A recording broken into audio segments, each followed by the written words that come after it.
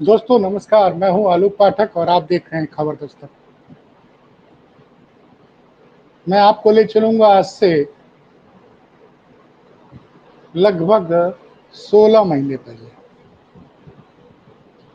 12 फरवरी 2024 की। 22 जनवरी 2024 को राम मंदिर का में प्राण प्रतिष्ठा हुई थी। आपको याद होगा, प्रधानमंत्री नरेंद्र मोदी ने प्राण प्रतिष्ठा के आयोजन में सम्मिलित हुए थे और पूरी देश दुनिया की मीडिया वहां पे थी। उसके ठीक 20 दिन बाद 12 फरवरी को समाजवादी पार्टी के ऑफिस में नेपाल से मंगाई गई शालिग्राम शिला का पूजन हुआ। क्यों पूजन हुआ? क्योंकि इसी शालिग्राम की शिला से अयोध्या में, माफ कीजिएगा, इटावा में अखिलेश यादव केदारेश्वर महादेव का एक बढ़िया मंदिर बनवा रहे थे। वहां पूजा हुई 12 फरवरी 2024 को और उस पूजा में हम सब लोग भी सम्मिलित हुए, मीडिया वाले भी। और उसके बाद से मैंने देखा कि लोकसभा चुनाव का मैं उसका असर देखा। एक पूजा हुई 22 जनवरी 2024 को राम मंदिर की प्राण प्रतिष्ठा हुई। मीडिया ने कहना शुरू कर दिया उत्तर प्रदेश में प्रचंड राम लहर है, भाजपा 80 में 80 सीटें जीत जाएगी। और केदारेश्वर महादेव का मंदिर अखिलेश यादव बनवा रहे थे। काम शुरू हो गया था इटावा ग्वालियर रोड पे, इटावा लायन सफारी के पास। और ये महादेव, जो केदारेश्वर महादेव मंदिर है, ये पूरी जो भगवान केदारनाथ का मंदिर, उस हिसाब से उसकी पूरी परिकल्पना, पूरी डिजाइन वही उसी को कॉपी किया गया है। लेकिन केदारनाथ के मंदिर के महत्व को ध्यान में रखते हुए जो केदारेश्वर महादेव का मंदिर बन रहा है, उसकी लंबाई थोड़ी कम रखी गई। पहली बात। दूसरी बात, केदारेश्वर महादेव का मंदिर इसलिए बनवा रहे हैं अखिलेश यादव कि भगवान केदारनाथ का दर्शन आप सिर्फ मार्च अप्रैल से लेकर सितंबर अक्टूबर तक ही कर सकते हो। उसके बाद वहां बहुत बर्फ हो जाती है। और वहां से लेकर रामेश्वरम को जो सीधी रेखा जाती है, उस रेखा के पे इटावा में यह मंदिर बन रहा है। तो हर चीज का बहुत ध्यान रखा है अखिलेश यादव ने। और मैं क्यों कह रहा हूं कि जब शिला पूजन हुआ, इस मंदिर केदारेश्वर महादेव मंदिर के लिए शालिग्राम की शिला मंगाई गई नेपाल से, और जब उसका शिला पूजन हुआ तो बहुत मीडिया नहीं आई थी। हम लोग आए थे और तब बहुत लोग जानते भी नहीं थे कि अखिलेश यादव इटावा में भगवान शंकर का मंदिर बनाने जा रहे हैं। थोड़ी बहुत जानकारी हुई और उस पूजा का असर ये रहा कि एक पूजा तो नरेंद्र मोदी और योगी आदित्यनाथ ने की। नतीजा क्या रहा कि भारतीय जनता पार्टी अयोध्या में ही चुनाव हार जाती है। दूसरी तरफ अखिलेश यादव शिला पूजन सिर्फ करते हैं शालिग्राम का, और ऐसा प्रभु भोलेनाथ का आशीर्वाद मिलता है कि लोकसभा में इंडिया गठबंधन 80 में 43 सीटें जीत जाता है। 37 सीटें के लिए भाजपा सपा जीत जाती है और 6 कांग्रेस जीत जाती है। और नरेंद्र मोदी को पहली बार लोकसभा में भारतीय जनता पार्टी की को पूर्ण बहुमत नहीं मिलता है। तो आज मैं उसकी चर्चा क्यों कर रहा हूं? क्योंकि आज सावन का पहला सोमवार है 2025 का। केदारेश्वर महादेव की तस्वीर राज कपूर जी ने लगा दी है। अब आज बड़ी संख्या में वहां पे श्रद्धालु आए, अभी बन ही रहा है, लेकिन शिवलिंग की स्थापना हो गई है तो उन्होंने वहां पे दर्शन किया, शिव के मंदिर पे जलाभिषेक किया और इसकी बड़ी चर्चा हो रही है। आस पास के कई जिलों से लोग आ रहे हैं। अच्छा देखिए, शंकर भगवान जानते हैं, बड़े जो आम आदमी का भगवान शंकर भगवान है। आम आदमी जो जिस पीडीए की बात करते हैं अखिलेश यादव, उस पीडीए के असली भगवान शंकर भगवान है। गांव देहात में हर आदमी जाता है। अच्छा, भगवान शंकर बड़े, कहीं पे भी शिवलिंग लग गया, लोग आस्था जाते हैं, पानी चढ़ा देते हैं, बाबा भोलेनाथ उसी से प्रसन्न हो जाते हैं। अच्छा, जो कांवड़ यात्रा में जो लोग निकलते हैं, उसमें ज्यादातर कांवड़ यात्री जो होते हैं वो दलित और पिछड़े समाज के लोग होते हैं। अखिलेश यादव ने अभी कुछ दिन पहले लखनऊ में एक ऐलान किया कि जब हमारी सरकार बनेगी तो हम कांवड़ यात्रियों के लिए अलग कांवड़ पथ बना देंगे। मतलब जहाँ-जहाँ पे भी कांवड़ निकलता है, यात्रा होती है, जैसे कि लखनऊ से लोग जाते हैं अयोध्या, लखनऊ से जाते हैं एक बाराबंकी में महादेव जी का मंदिर है, वहाँ तक जाते हैं। प्रयागराज से गंगा जल लेके लोग वाराणसी तक जाते हैं और उधर पश्चिम उत्तर प्रदेश से लोग जाते हैं उधर आपके हरिद्वार की तरफ।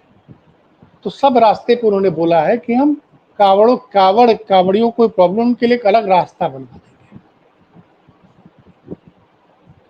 अब देखिए, एक तरफ राम मंदिर बना, भारतीय जनता पार्टी बड़ा क्रेडिट लेती है, बड़ा, और आपको पता है राम मंदिर के लिए पूरे देश में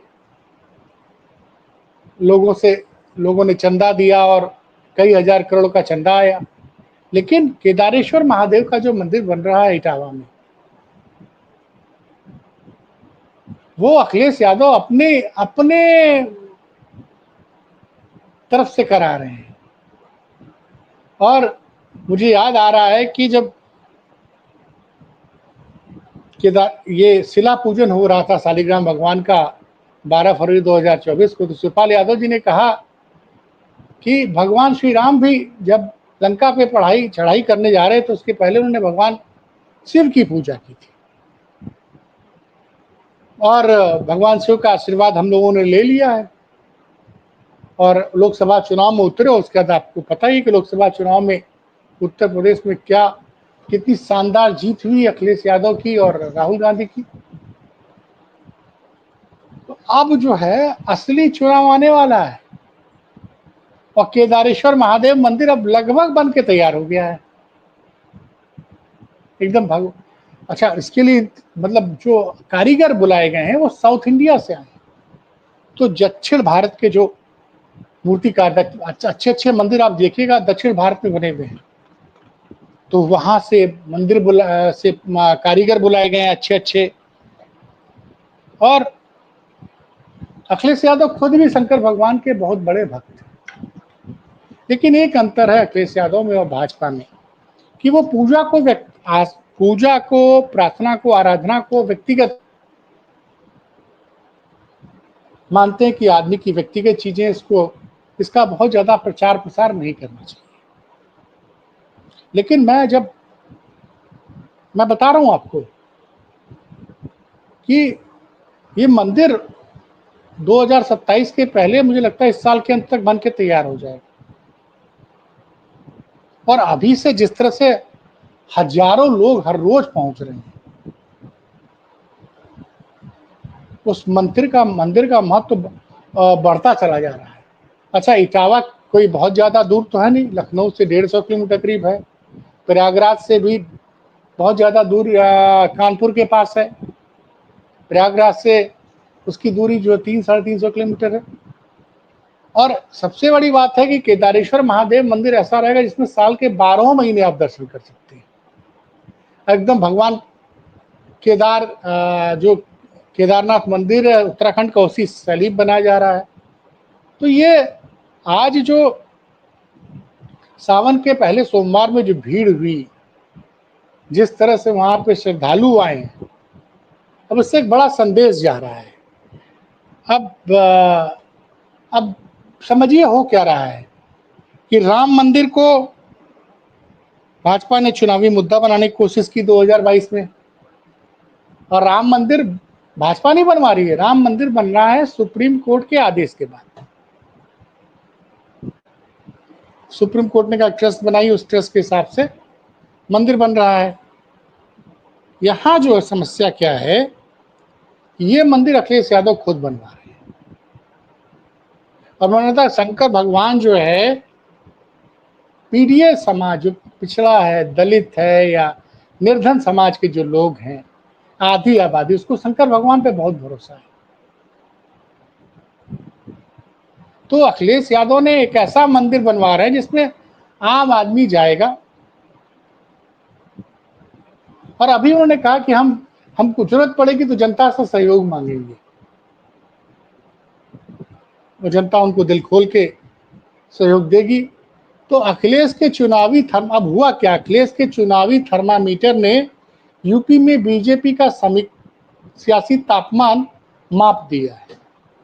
आप समझ रहे हैं, अखिलेश के चुनावी थर्मामीटर ने यूपी में बीजेपी का सियासी तापमान माप दिया। मतलब बीजेपी राम मंदिर को मुद्दा बनाना चाहती थी 2024 के लोकसभा चुनाव में, और उन्होंने विकास के नाम पे अयोध्या में इतना तोड़फोड़ किया कि अयोध्या में चुनाव हार गए। अच्छा, वाराणसी में भी काशी विश्वनाथ कॉरिडोर बना, उसके बाद पहला चुनाव था। काशी विश्वनाथ कॉरिडोर जो है 2019 में बनकर 2022 में बनकर तैयार हुआ, उसका लोकसभा चुनाव हुए। उस लोकसभा चुनाव में काशी विश्वनाथ कॉरिडोर बनाने के नाम पे जो वहाँ स्थानीय लोगों की जो दुकानें और घर तोड़े गए, नतीजा ये रहा कि प्रधानमंत्री मोदी अपने संसदीय क्षेत्र में 5 घंटे तक पीछे रहे। उनकी जो जीत का मार्जिन था 2019 के मुकाबले आधा रह गया, और अयोध्या में तो चुनाव ही हार गए। यहाँ दूसरी तरफ केदारेश्वर महादेव मंदिर अखिलेश यादव जो बनवा रहे हैं, वो इटावा ग्वालियर बाईपास पे बनवा रहे हैं। उन्होंने उसके लिए किसी चीज को तोड़ा उड़ा नहीं, एक मकान का, एक किसी चीज का कुछ भी तोड़ा नहीं गया। और दूसरी जो सबसे बड़ी बात यह है कि अखिलेश यादव ये मंदिर तब बनवा रहे जब वो सत्ता में नहीं है। तो अच्छा, आज राम मंदिर में बीजेपी है तो बीजेपी बार बार जा रही है, वहां पे किस तरह के आरोप लगे थे कि राम मंदिर में जमीनों के राम मंदिर ट्रस्ट में जब जमीनें खरीदी गई उसमें घोटाले की कितनी खबरें आई थी, याद करिए।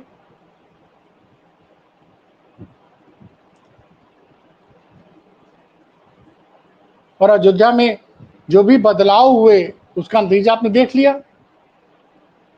तो इन चीजों को समझना पड़ेगा।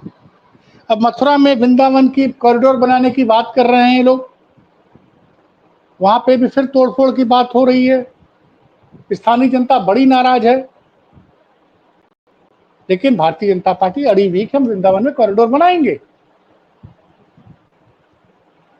तो ये जो स्थानीय लोगों को ऐतिहासिक चीजों को तोड़ फोड़ के जो नया निर्माण हो रहा है, जनता, आप मंदिर ऐसी जगह बनाइए जहां जनता शांति से जा सके, सुकून से जा सके, किसी का मकान दुकान न टूटे। तो मैंने कहा ना कि ये जो भाजपा धर्म के आधार पर चुनाव लड़ना चाहती थी राम मंदिर वाले मुद्दे पे, अब उन्होंने धीरे से क्या किया, शंकर भगवान के भक्त हैं, केदारेश्वर महादेव मंदिर बना रहे हैं, सब जगह चर्चा है भाई साहब। और देखिएगा कि अगले साल शिवरात्रि तक मुझे लगता है कि मंदिर पूरा हो जाएगा। और अखिलेश यादव के पूरे परिवार ने, मतलब अखिलेश जी ने, डिम्पल जी ने प्रण लिया था कि जब हमारा मंदिर बन जाएगा केदारेश्वर महादेव मंदिर, तो उसमें हम पूजा पाठ करेंगे, उसके बाद प्रभु श्री राम का दर्शन करने जाएंगे अयोध्या। और यही बात शिवपाल जी ने भी कही थी। और शंकर भगवान का आशीर्वाद जो है वो फिलहाल अखिलेश यादव के साथ है। तो इतनी शांतिपूर्वक मंदिर बन रहा है, जब बिना विवाद के मंदिर बनता है तो आस्था थोड़ा कितनी शांतिपूर्वक तरीके से, सोचिए केदारेश्वर महादेव का मंदिर बन रहा है पिछले 1.5-2 सालों से। अब इसकी चर्चा उत्तर प्रदेश के गांव-गांव, जिले-जिले होने लग गई है। सावन के महीने में शिवरात्रि पे भी काफी अच्छी भीड़ भी थी। मार्च में शिवरात्रि में भी केदारेश्वर महादेव पे लाखों लोगों की भीड़ भी थी, उस पर मैंने वीडियो बनाया था। और आज सोमवार के पहले सोमवार के दिन ही वहां काफी संख्या में कई हजार लोग आए। तो ये 2027 के चुनाव में देखिएगा, भाजपा अब धर्म के आधार पर चुनाव नहीं लड़ पाएगी। अगर वो राम मंदिर की बात करेंगे तो अखिलेश के समर्थक केदारेश्वर महादेव की बात करेंगे। और केदारेश्वर महादेव मंदिर बनने में का जब मंदिर बनाने में कोई विवाद नहीं हुआ, न कोई मुकदमेबाजी भी, न कोई विवाद हुआ, न स्थानीय स्तर पे किसी का मकान टूटा, न किसी की दुकान टूटी। इसीलिए मैं कह रहा हूं, फिर कह रहा हूं कि अखिलेश के चुनावी थर्मामीटर ने यूपी में बीजेपी का सियासी तापमान माप लिया। मतलब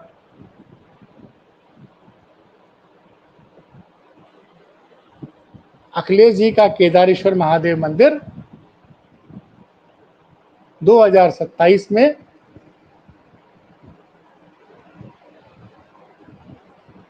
उनकी चुनावी नैया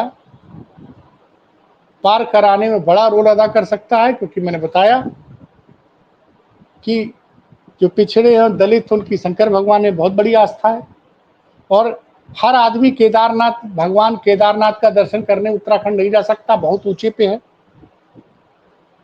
और सिर्फ साल के 5-6 महीने, और आप देखिए क्या हाल रहता है कि उत्तराखंड में बर्फ गिरती है, लैंडस्लाइड हो जाती है, कई लोग घंटों महीनों फंस जाते हैं। तो अब इटावा में जनता ने जाना शुरू कर दिया है, केदारेश्वर महादेव का आशीर्वाद लेना शुरू कर दिया है। तो शिव भक्त अखिलेश यादव ने बिना बोले एक बड़ा काम कर दिया है। इस मंदिर का एक दिन मैं जाऊंगा इटावा से, आपको वीडियो बना के उसको आपको दिखाऊंगा।